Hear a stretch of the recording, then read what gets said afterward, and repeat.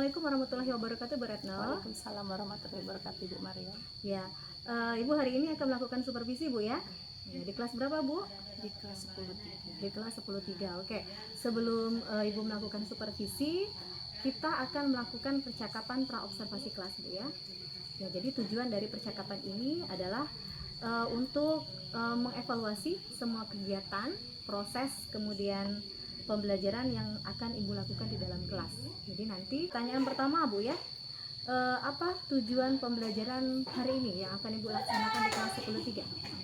Jadi hari ini kelas yang akan dilakukan pembelajarannya itu kelas 10-3. Oke. Dia itu ada 2 jam pelajaran. Satu jam pelajaran itu 45 menit ya. Jadi nanti kita itu pembelajarannya kurang lebih 90 menit. Jadi dalam pembelajaran itu nanti saya akan menyampaikan materi mengenai plot. Plot atau yang sering dikenal dengan alur. Alur itu jalannya suatu cerita. Jadi dalam fase ini saya sudah sampai di cerita rakyat. Jadi nanti pada saat pembelajaran saya itu peserta didik itu mampu, saya mengharapkan bahwa peserta didik mampu memahami dan mampu menganalisis tahapan-tahapan dari plot ini, karena plot ini kan ada 5 tahapan. Jadi apa yang pertama itu siswa itu mampu memahami, kemudian siswa nanti dilakukan analisis dengan kelompoknya. Setelah mereka menganalisis ada 5 tahapan dari plot ini, siswa ini nanti kemudian mereka akan mempresentasikan hasil analisisnya. Setelah dianalisis dan nanti setelah itu peserta didik mampu menanggapi, memberikan tanggapan dari yang telah dipresentasikan oleh temannya tersebut.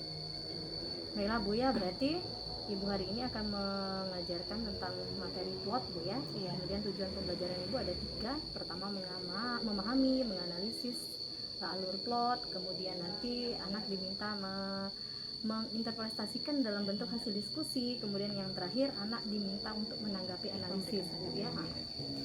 Di pertanyaan kedua, Bu ya, dari supervisi yang akan dilakukan ini, area pengembangan mana yang hendak Ibu capai?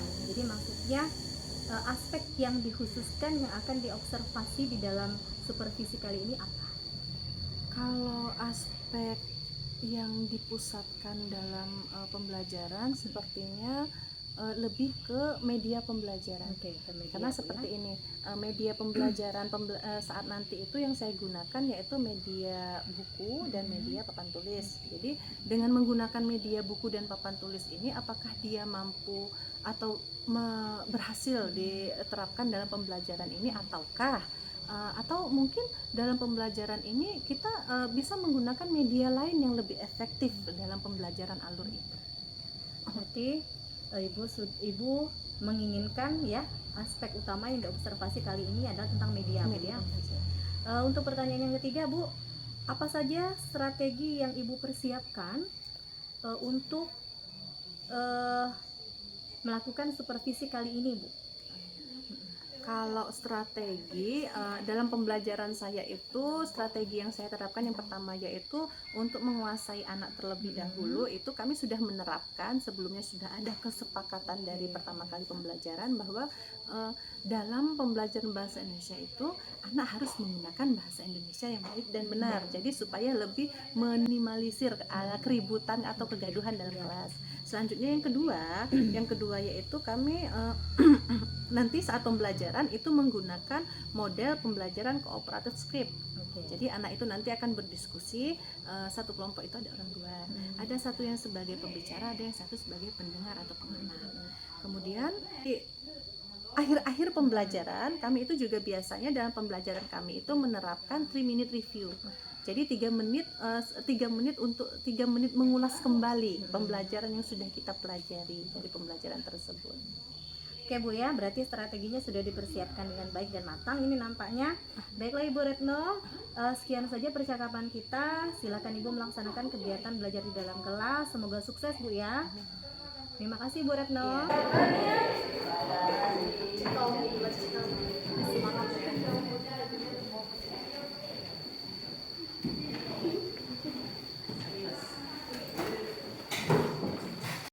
Bersedia. Beri salam pada Ibu.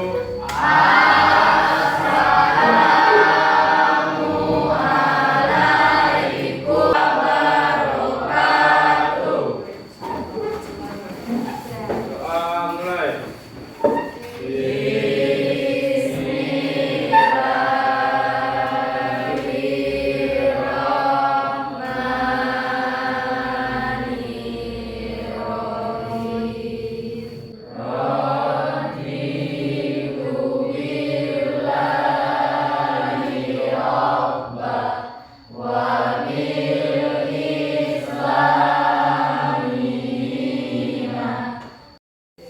Baiklah anak-anak, sebelum kita mulai pembelajaran hari ini, belajar bahasa Indonesia dalam materi kita hari ini, sebelumnya Ibu absen terlebih dahulu ya.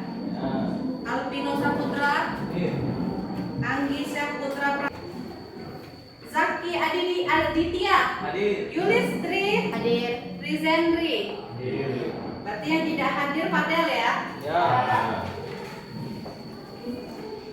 Oke. Minggu yang lalu kita sudah belajar materi mengenai unsur intrinsik atau unsur pembangun dalam cerita rakyat. Jadi unsur intrinsik minggu lalu ada berapa unsur intrinsik? Ada 5. Yang pertama tema. Sesudah tema alur. Sudah alur latar. Sudah latar yang keempat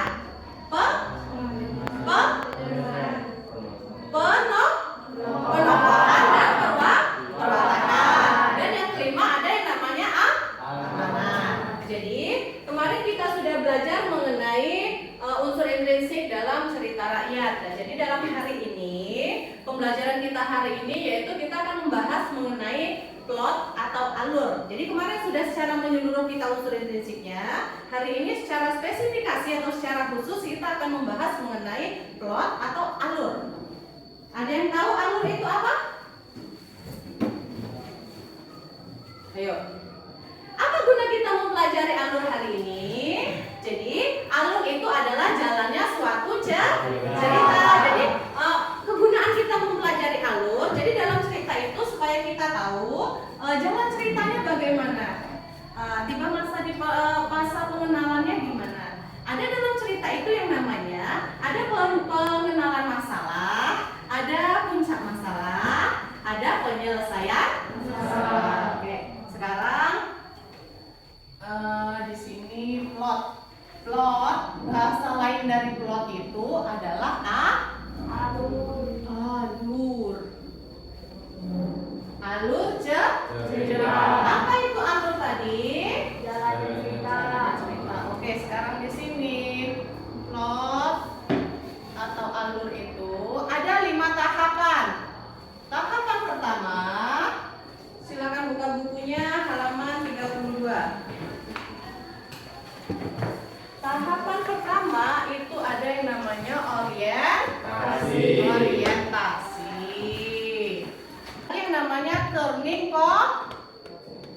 point. Apa itu turning point? Puncak masalah. Setelah turning point ada yang namanya ending. Apa itu ending? Akhir cerita atau yang disebut dengan penyelesaian. Sekarang seperti ini. Ini orientasi, komplikasi, rising, turning point, ending. Orientasi itu bagian apa? Apa orientasi tadi? Yang disebut dengan pengantar cerita. Pengantar cerita. Yang bagaimana bagian pengantar cerita? Coba silakan buka cerita rakyatnya masing-masing yang kemarin. Adakah yang masih ingat bagian pengantarnya bagaimana, Tiara? Bagian pengantarnya? Yang seperti apa yang bagian pengantar dari cerita itu? Ada yang bisa bantu? Zaki? Firman? Pengantar cerita. Yang pertama, misalkan dalam cerita ini salah satu contoh dari pengantar cerita. Ini ada contohnya, hikayat si miskin. Nah, bagaimana nih pengantar pengantarnya. Tersebutlah perkataan seorang raja keindraan yang kena sumpah bataran. Atau Alkisah zaman dahulu kala hiduplah seekor raksasa. Seekor apa seorang sih raksasa? Seorang raksasa. Itu yang disebut dengan pengantar. Komplikasi ini pengenalan tokoh, tapi juga dalam pengenalan tokoh dan masalah. Selalu kita belajar tentang masalah tanpa solusi. Oke. Sekarang kalau rising, munculnya permasalahan. Oke, kalau turning, puncak masalah. Puncak permasalahan. Kalau tadi tahap peleraian atau penyelesaian. Nah, jadi yang namanya alur dalam cerita atau plot dalam cerita itu ada 5 tahap. Yang pertama, orientasi. Yang kedua, komplikasi. Yang ketiga, rising. Yang keempat, yang kelima, ending. Contoh, misalkan contoh di sini, Ibu mengambil contoh kisah Malin Kundang. Contohnya kisah Malin Kundang. Kundang ya, bukan kandang. Oke. Kisah Malin Kundang pengenalan mungkin. Nanti di ceritanya itu ada Alkisah di daerah Sumatera Barat, pesisir pantai apa yang seperti itu. Nah, itu yang disebut dengan orientasi. Komplikasi, hiduplah seorang janda dan anaknya yang sangat miskin misalkan, ya kan? Dan kehidupannya sangat miskin dan anak ingin bercita-cita memperbaiki kehidupannya supaya lebih baik lagi. Nah, ini masuk ke tahap komplikasi. Selanjutnya rising, munculnya masalah bagaimana? Anaknya ingin pergi merantau. Nah, itulah munculnya masalahnya. Dari keinginan si Malin Kundang ingin pergi merantau, disitulah munculnya masalah Malin Kundang.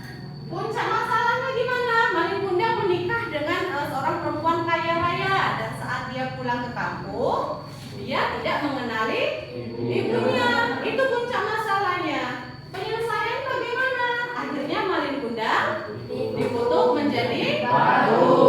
Dari beberapa tahapan plot atau alur ini kan ada 5 tahapan nih, 1, 2, 3, 4, 5.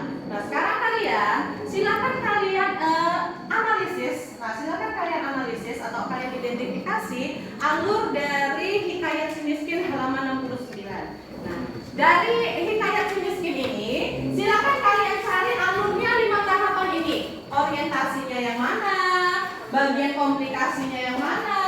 Bagian risingnya yang mana? Bagian turning point yang mana? Dan bagian endingnya yang mana? Nah, sekarang tugas kalian itu satu kelompok orang 2. Jadi kita menggunakan problem script, yaitu ada satu yang sebagai pembicara, ada satu yang sebagai pendengar. Jadi kalian berdiskusi dengan teman kalian, satu kelompok 2 orang, silakan dengan mejanya masing-masing. Silakan kalian analisis bersama, saling kalian bertukar pikiran kalian. Oke, silakan kerjakan. Nanti kalian presentasikan ke depan satu persatu dan kita tanggapi bersama. Ya?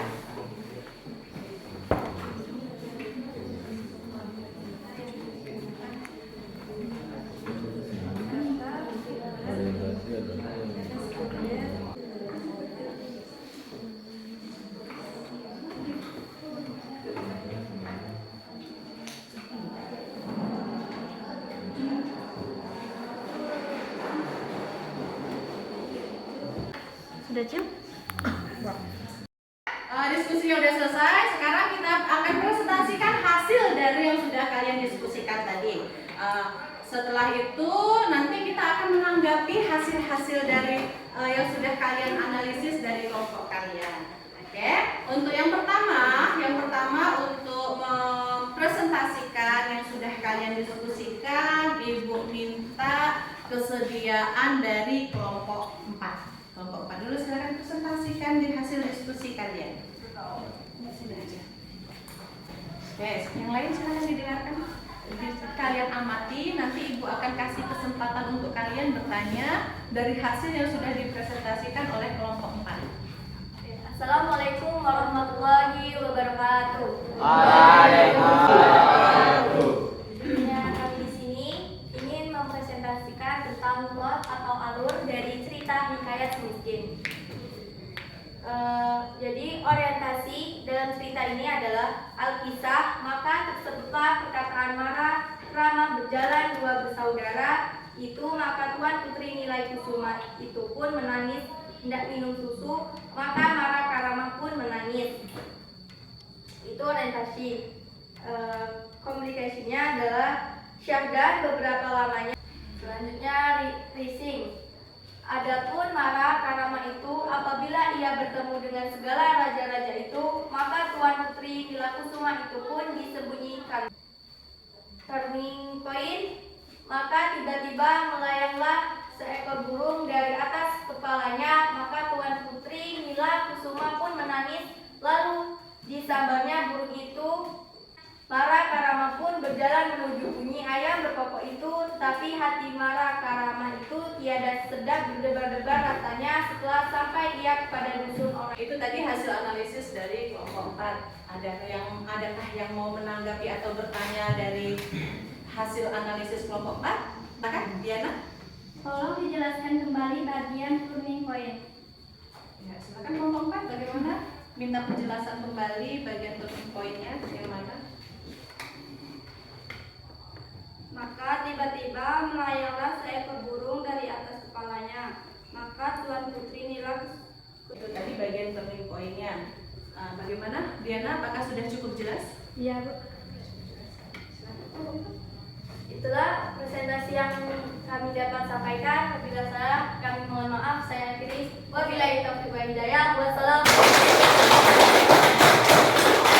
Itu tadi hasil pembelajaran kita hari ini. Sekarang kita di tes atau fase kita seperti biasa 3 minute review atau 3 menit kita akan review pembelajaran hari ini. Jadi kita ulang kembali pembelajaran hari ini. Kita belajar tentang plot atau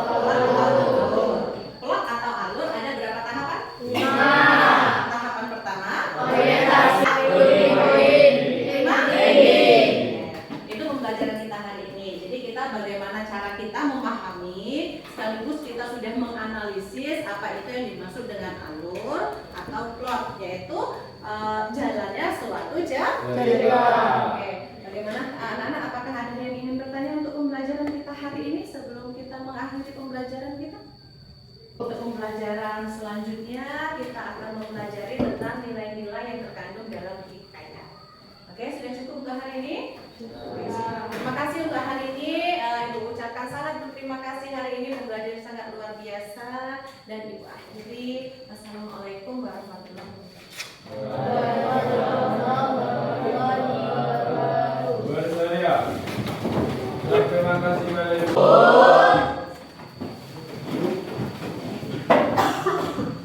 Assalamualaikum warahmatullahi wabarakatuh, Ibu Retno. Waalaikumsalam warahmatullahi wabarakatuh, Ibu Maria. Sudah selesai observasi, Bu ya? Iya. Oke. Saya akan mengajukan beberapa pertanyaan, Bu ya, dari hasil observasi yang sudah dilakukan tadi. Jadi dengan tujuan untuk mengevaluasi sejauh mana pembelajaran yang sudah Ibu lakukan di dalam kelas. Pertanyaan yang pertama, Bu ya, apa perasaan Ibu saat diobservasi tadi? Kalau saat diobservasi tadi, saya itu ada sedikit rasa kekhawatiran, Ya. ada rasa takut. Oh ya, media yang seperti ini sesuai tidak ya dengan apa pembelajaran yang akan saya sampaikan, dengan materi yang nanti akan saya sampaikan. Mungkin hanya itu pengalamannya mungkin.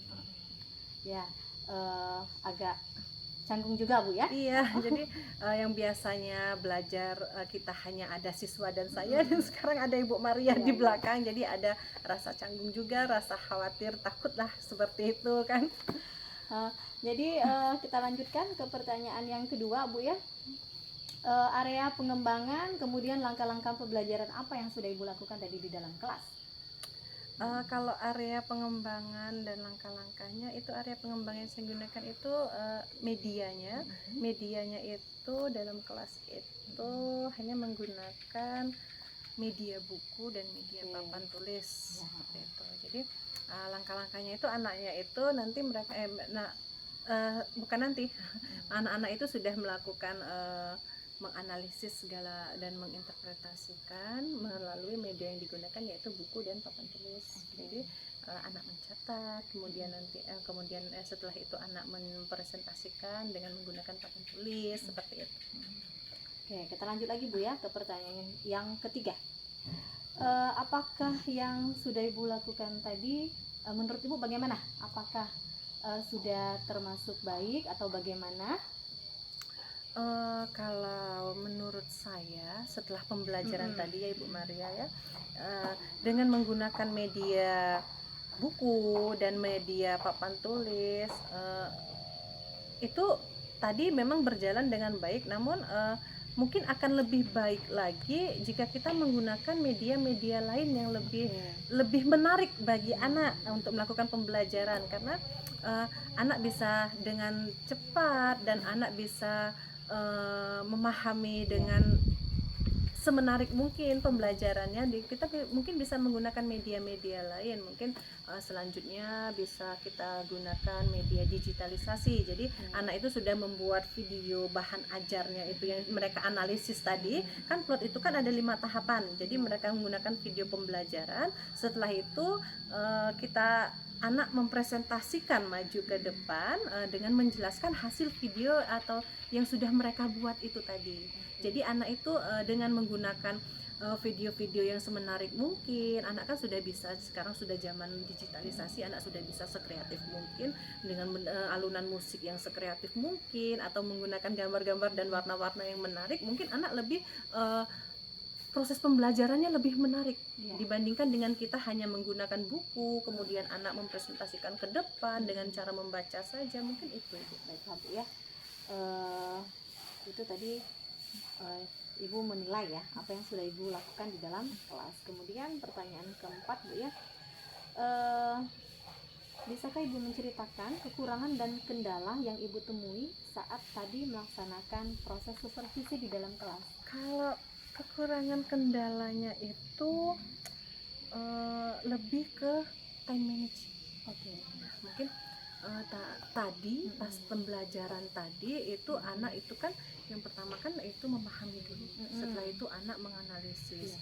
Nah setelah anak menganalisis dengan kelompoknya, setelah itu anak kan menginterpretasikan. Nah tadi kendalanya itu di time management-nya mungkin kurang seperti ini. Pada saat mempresentasikan mungkin seharusnya ke depannya itu tidak semua kelompok yang kita presentasikan, atau kita mengambil sampel kelompok dari mereka, mungkin sampel mereka yang jawaban yang paling tepat, yang paling terbaik dari hasil analisisnya, mereka yang akan mempresentasikan seperti itu, kemudian ditanggapi oleh temannya. Mungkin itu lebih ke time management. Oke, baik Bu ya, berarti pengaturan waktunya Bu ya. Dari kekurangan tersebut Ibu bisa menyimpulkan bagaimana cara mengatasi kendala yang Ibu hadapi tadi? Itu tadi misalkan kendalanya kan kurangnya waktu kan Bu ya. Yang itu tadi misalkan anaknya itu jangan semuanya yang mempresentasikan. Itu tadi kan ada beberapa kelompok, jadi tadi itu kan seluruh kelompok saya berikan kesempatan mempresentasikan. Seharusnya itu untuk selanjutnya alangkah baiknya itu kita mengambil sampel yang memang jawaban dari yang terbaik, dia yang akan mempresentasikan. Baiklah Bu ya, berarti Ibu sudah tahu cara mengatasinya bagaimana Bu ya. Kemudian begini Bu, Ibu memiliki rencana apa untuk pembelajaran berikutnya? Dari pembelajaran ini tadi saya bisa menyimpulkan atau saya menemukan sebuah ide seperti itu kan. Jadi pembelajaran itu supaya lebih menarik, yang pertama untuk selanjutnya bagaimana jika kita menggunakan model atau media menggunakan digitalisasi. Iya. Jadi anak itu tidak perlu lagi mereka menulis atau mereka hanya membaca saja. Jadi terkesan seperti monoton.